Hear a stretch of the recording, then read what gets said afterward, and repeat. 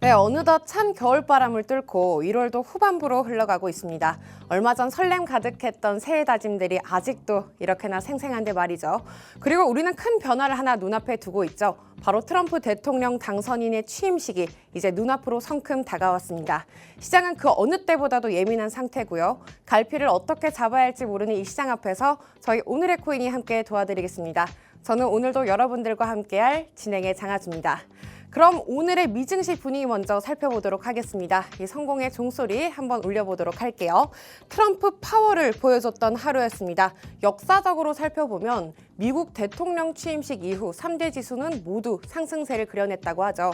트럼프 랠리에 대한 기대감이 또 한 번 한껏 높아지고 있습니다. 다우지수가 0.78% 상승했고요. S&P 500 지수도 1%대 강세 유지해줬습니다. 그리고 엔비디아와 테슬라가 각각 3%대 강세 보여주면서 나스닥 지수를 또 한 번 상승으로 견인시켰죠.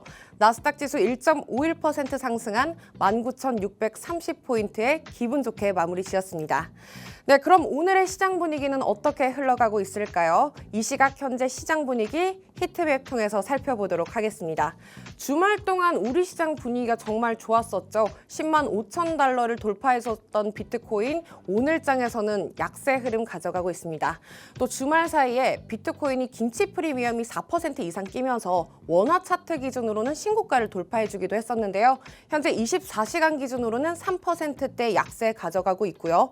이더리움도 3% 약세 흐름 가져가고 있습니다. 네, 최근에 분위기가 좋았던 리플 오늘장에서 낙폭이 꽤 깊은 모습이죠. 현재 마이너스 7% 마이너스권을 유지해주고 있네요. 그리고 주말 동안 가장 큰 대두가 됐었던 바로 솔라나입니다. 솔라나의 급등 원인 잠시 후에 퍼즈님과 더 자세한 이야기 나눠보도록 하겠습니다. 네, 이렇게 시장 분위기까지 한번 정리해봤습니다. 그날그날의 더 자세한 이슈 챙기고 싶으신 분들은요. 우측 하단에 저희 QR코드 스캔하시면 더 자세한 시장 상황 한번 짚어드리도록 하겠습니다. 네, 지난주에는 울상이었다가 또 이번 주에는 안도의 한숨을 내뱉는 저를 보면서 최근에 시장이 참 어려워졌다 이런 생각이 들곤 합니다. 내가 매매를 잘 하고 있는 건지 참 복잡한 심정이 많이 드실 것 같은데요. 이 삭막한 시장 속에서 이 사막의 오아시스를 한번 저희가 찾아봐야 할 것 같습니다. 우리들의 갈증을 한 방에 해소시켜줄 우리들의 H2O 퍼즈님과 함께합니다. 전문가님 안녕하세요. 네, 안녕하세요. 퍼즈입니다. 이게 본격적으로 가짜 악재인 거죠. 그래서 그걸로 인해서 많은 분들이 막 심장이 두근두근 하실 것 같긴 한데 절대 이런 거에서 흔들리시면 안 되고 어쨌든 제가 그동안 신뢰 혹은 믿음을 많이 쌓아드렸으니까 이런 걸 참고하셔가지고 매매 전략을 세우시면 좋을 것 같습니다.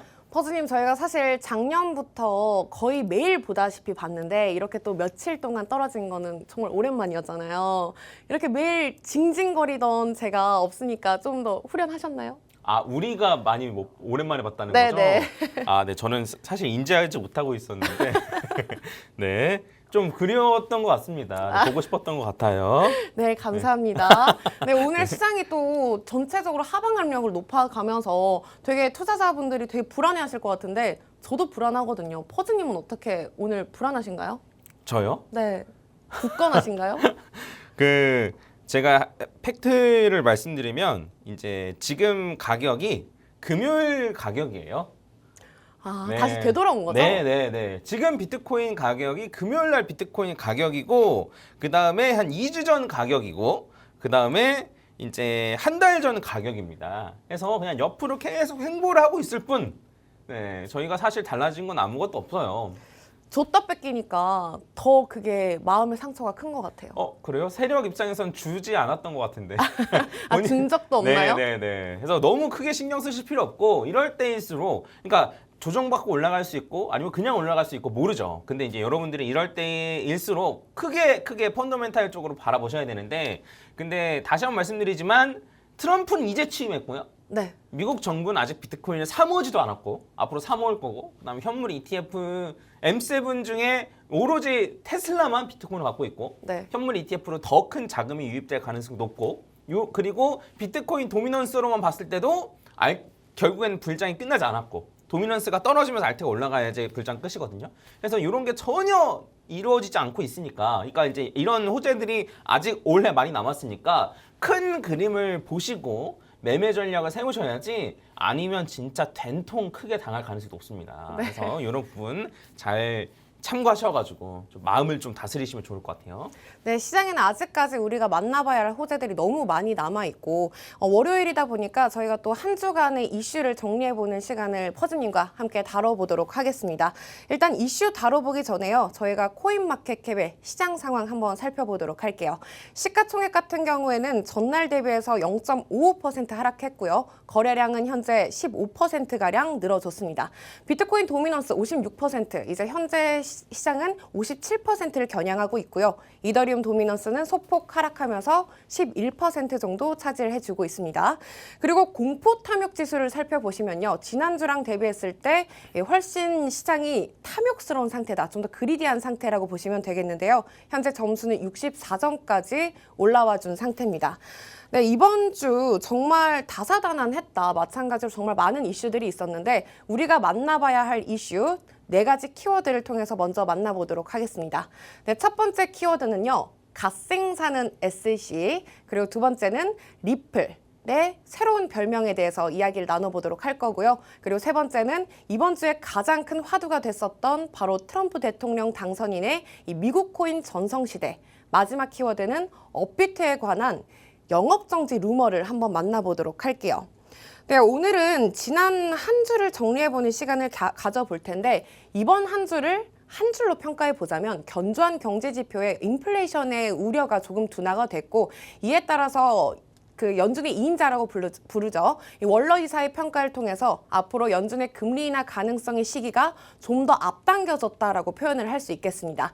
이로써 투자자들의 좀 얼어붙은 투심이 완화가 되면서 미증시뿐만이 아니라 이 전체적인 가상자산 화폐 시장도 이 전체적으로 상방 압력을 높이기도 했습니다.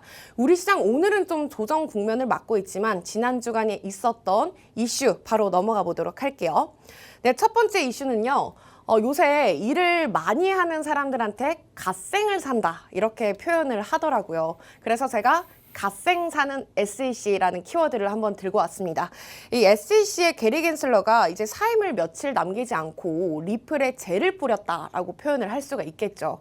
그동안 리플이 하위 테스트를 통과하지 못했다라는 결론은 잘못됐다라면서 리플이 또 한 번 SEC가 또 한 번 반박을 해줬고요. 거기에 더불어서 개인 거래도 이제 불법이라면서 또 한 번 법원의 판결을 전면 부인하는 추가 서류를 제출해주기도 했습니다. 이제 트럼프 취임과 함께 위원장직을 물러나게 될 게리 겐슬러가 정말 마지막까지 갓생을 사는 열의를 하는 모습을 보여줬는데 사실 시장에서는 그렇게까지 큰 타격을 입진 못했습니다. 이 퍼즈님이 보셨을 때 우리의 게리 겐슬러 이번 일 어떻게 보셨나요? 어처구니가 없죠. 그 제가 이거 관련해서 잠깐 말씀드렸었는데 그 너무 어이가 없을 정도예요. 그러니까 이제 원래 항소를 했었었는데 항소했던 게 개인들끼리 사고 파는 거는 사실 이제 불법이 아니고 그리고 그냥 뭐 그 다른 이제 기업한테 파는 거는 증권법 위반. 네. 증권 리플이 증권이라는 것도 아니에요. 증권법 위반이고 그다음에 뭐 프로그래밍 통해서 판매하는 거는 이제 증권법 위반이 아니라고 판결이 났는데 그거에 대해서 항소하는 약간 이런 거였는데 그러니까 벌금을 얼마나 더 매기냐 마냐 약간 이런 걸 가지고 사실 싸웠던 거였는데 네. 근데 갑자기 퇴임하기 직전에 전면 부정 하니까 이게 누가 봐도 그냥 너를 힘들게 하겠어. 약간 이런 의도가 보여지는 그러니까 너무 어처구니가 없는 사실 항소 내용이었고 그리고 제가 이제 계속 말씀드리지만 제가 미국에 있는 법원에 있는 데이터를 싹 다 긁어와가지고 했어요. 1심에서 항소한 다음에 뒤집혀질 확률 네. 이게 8%고 이 8%도 대부분 새로운 증거가 나왔기 때문이에요. 새로운 증거 나왔나요? 안 나왔죠. 안 나왔죠. 있었으면 진즉 내놨겠죠? 맞죠. 1심이 굉장히 중요하기 때문에 1심에 나오면 판결을 뒤집기 어렵기 때문에 1심 증거가 있었으면 1심에 다 냈을 거란 말이에요. 그러면 새로운 증거가 없고 그러면 판사가 법리적 해석을 잘못했을 경우 이런 경우밖에 없는데 근데 이제 그런 가능성이 낮죠. 그러니까 뭐냐면 새로운 판사가 딱 예를 들어 했단 말이에요. 새로운 네. 판사가 딱 항소를 했는데 그 전에 토레스 판사가 원래 했잖아요. 근데 같은 판사인데 내가 저 판사는 해석을 잘못했네 너 틀렸어 라고 말하기가 쉬울까요? 어렵죠. 어렵죠. 그래서 이거를 정말 어렵단 말이에요. 그러니까 새로운 판사가 딱 맡아가지고 앞에 1심을 판결했던 판사가 잘못했다라고 말하기가 쉽지 않기 때문에 네. 뒤집혀질 가능성은 없다에 가깝습니다. 그래서 애초에 그냥 이겼어요. 이겼고 그냥 발목 잡기밖에 안 된다라고 보시면 될 것 같고, 그래서 리플의 가격이 영향을 받았나요? 안 받았습니다. 네, 전혀 안 받았죠. 그래서 이런 거에 대해서는 걱정하지 않으셔도 됩니다. 근데 제가 다시 한 번 말씀드리지만 이게 어렵다는 거예요. 뭐냐면 그 계속 이제 그 제 채널에도 댓글 다시면서 항소할 거다, SEC가. 그래서 리플이 떨어질 거다라고 말씀하신 분이 계셨는데 네. 하나는 맞췄어요. 항소하는 건 맞췄어.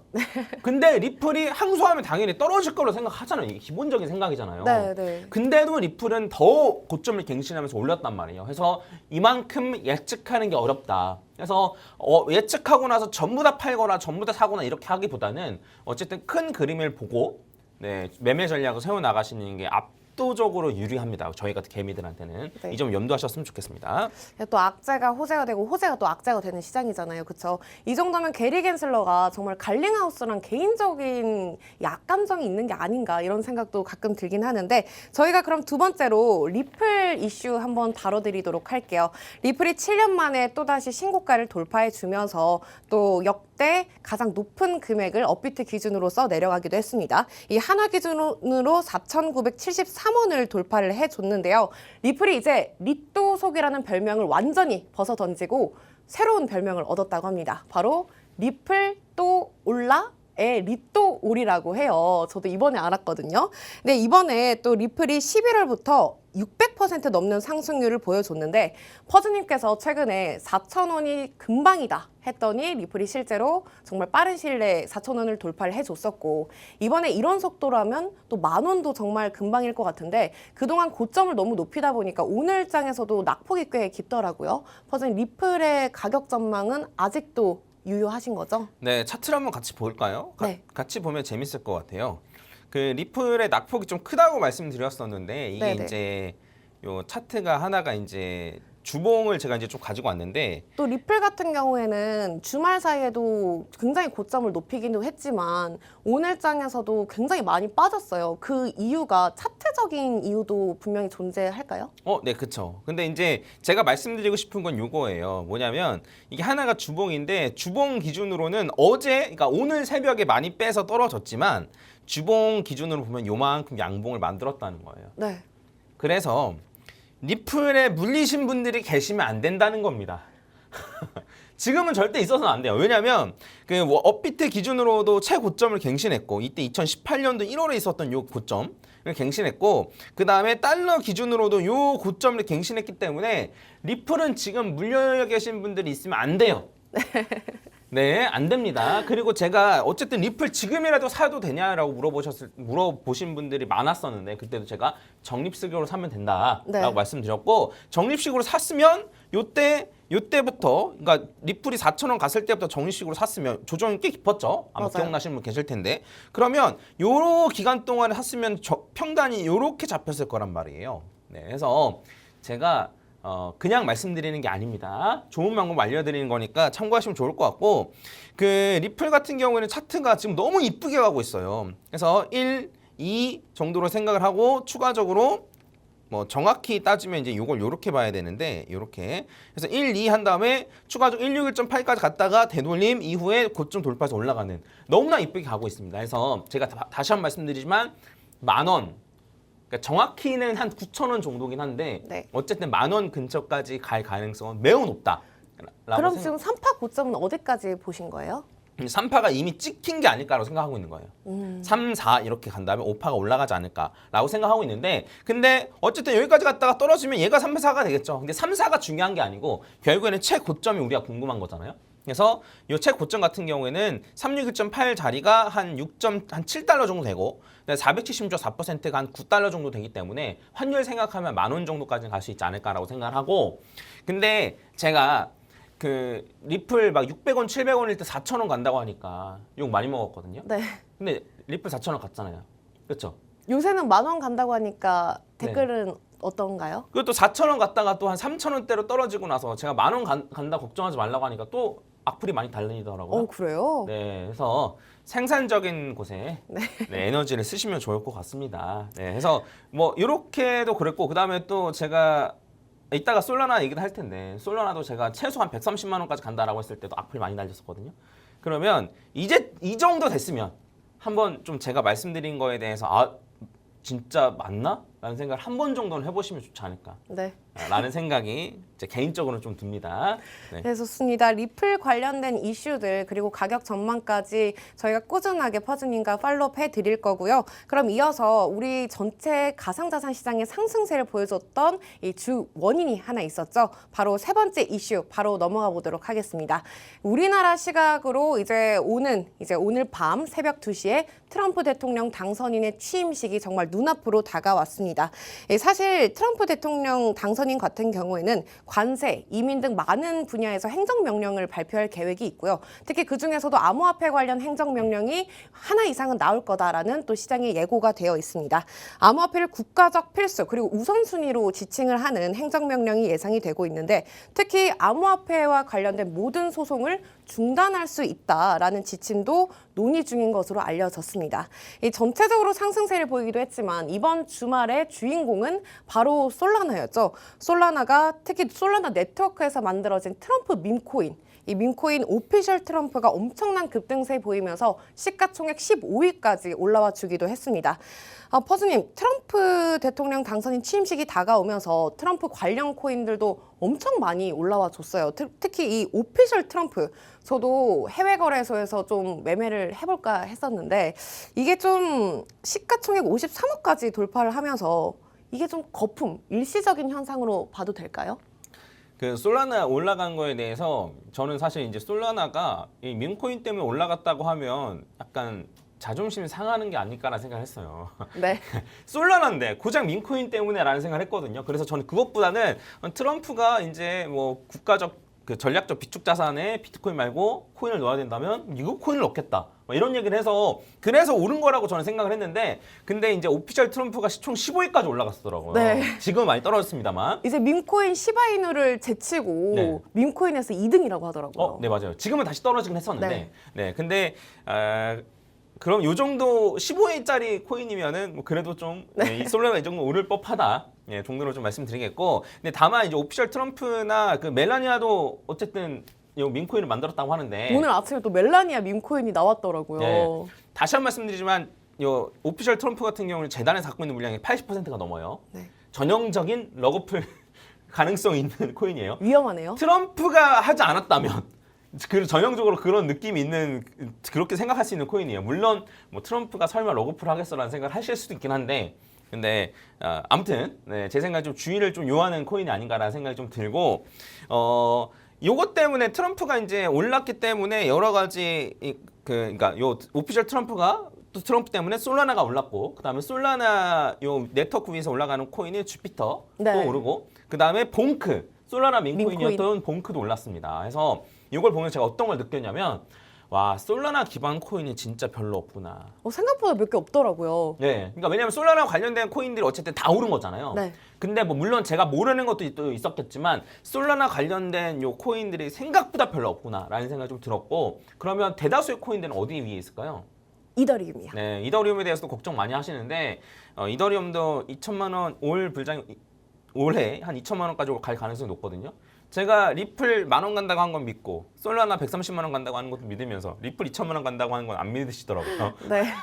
아무튼 그건 나중에 뭐 기회가 있을 때 말씀드리고 해서 솔라나가 어쨌든 요것 때문에 오른 게 맞긴 맞는데 근데 차트적으로 보면 조금 아쉬운 부분이 있긴 있어요. 네. 네, 그래서 이거 뭐냐면 어쨌든 지난주 주봉으로 따지면은 사실 굉장히 많이 오른 건 맞는데 결과적으로는 요 꼬리를 달면서 고점을 확실히 돌파해주지 못했어요. 지난번 고점이 여기거든요. 네. 여기를 꼬리를 달면서 확실히 돌파해주질 못해가지고 그래서 아쉽다. 약간 애매하네요. 네, 그래서 요 위에서 놀아야 돼요, 사실. 네, 해서 330달러 혹은 260달러 요 위에서 놀아야지만 솔라나 같은 경우는 한 번 더 급등세가 나올 수 있다. 네, 라고 생각을 하고 어쨌든 어떤 이유로 올라가긴 올라간 거예요. 이게 중요한 거예요. 사실 차트적으로 보면 이게 훨씬 더 중요한 거기 때문에 솔라나를 좀 더 응원하시면 좋지 않을까. 요 위로 올라오기를 좀 바라시면 어떨까. 솔라나 네. 같은 경우는 한 5일 동안 40% 넘게 지금 오른 걸로 알고 있는데 그럼 트럼프 이제 취임식이 끝나면 솔라나가 좀 더 포텐셜하게 오를 가능성이 있지 않을까요?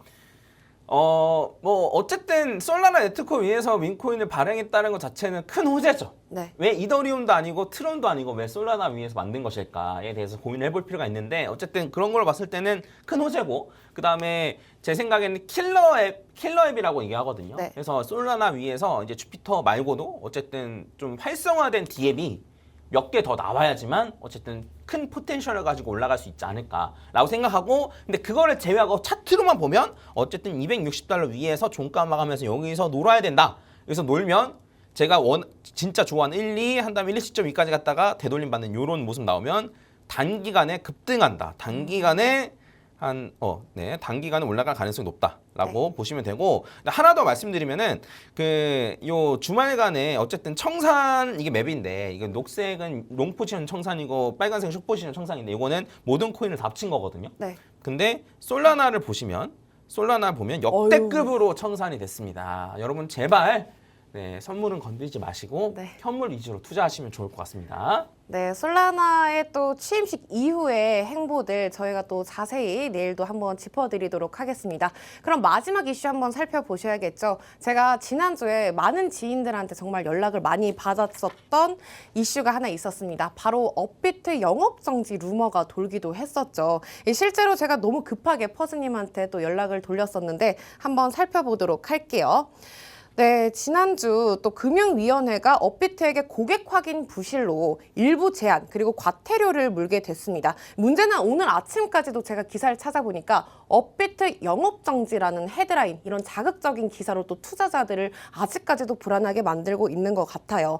사실 제재 수위로는 3개월간의 신규 고객의 암호화폐 전송 금지 그리고 일부 과태료인데 기사가 너무 자극적이라서 저도 모르게 이 거래소 리스크가 또 문득 떠오르기도 하더라고요. 저도 이때 굉장히 많은 연락을 받았었는데 퍼즈님도 되게 연락 많이 받으셨을 것 같아요. 생각보다 많이 안 받았어요. 네. 네, 그러니까 이런 게 국내 거래소를 쓰는 장점이죠. 뭔 일 생기면 가서 멱살을 잡을 수 있다는. 네. 네, 두나무 대표한테 가서 멱살 잡을 수 있다는 이런 게 있기 때문에 사실 국내 거래소 쓰시면 이런 리스크 때문에 막 거래소 망해서 막 그것 때문에 어떻게 된다 이런 거는 사실 전혀 걱정하실 필요 없으니까 제 생각에는 뭐 신경 쓰지 않으셔도 괜찮을 것 같은데 근데 이번 기회에 사실은 이제 업비트랑 빗썸이 독과점 형태잖아요. 네. 그래서 너무 영업을 막 하는 경우가 많아서 좀 이번 기회에 좀 이런 거 말고도 좀 소비자를 좀 보호할 수 있는 투자자를 보호할 수 있는 이런 것들을 많이 제재를 가해서 실제로 좀 투자자가 보호되는 이런 식으로 좀 나아가면 어떨까라는 생각이 좀 있습니다. 그래서 업비트만 지금 어쨌든 약간 이런 얘기가 나는데 빗썸, 코인원, 나머지 거래소도 사실 완벽하게 안전한 건 아닌 거예요. 그럼 저희가 거래소 리스크를 조금 불안해도 되는 건가요? 아니요, 전혀 그럴 필요는 없고. 네. 근데 이제 업비트를 피해야겠다 이런 건 의미 없다라는 거죠.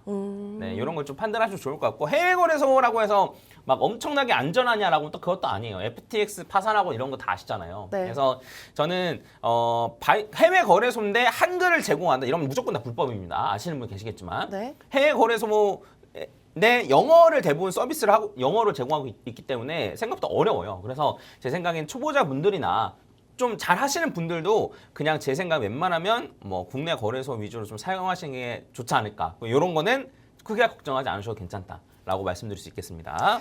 네, 이렇게 오늘 퍼즈님과 한 주간의 이슈를 한번 정리해봤습니다. 미국 대통령 취임식이 다가오면서 정말 전반적으로 우리 시장이 크게 출렁거리고 있는 모습을 보여주고 있죠. 우리나라 시간으로 오늘 밤 새벽 2시 이 미국 대통령 취임식 이후의 시장 상황 저희가 내일도 한번 짚어드리도록 하겠습니다. 매일 아침 여러분과 함께하는 시간 저희 오늘의 코인과 함께 그 어려운 시장 속에서 해답지를 찾아보시면 좋겠습니다. 아쉽게도 저희가 준비한 시간은 여기까지고요. 저희는 내일 내일 또 좋은 소식 들고 찾아오도록 하겠습니다.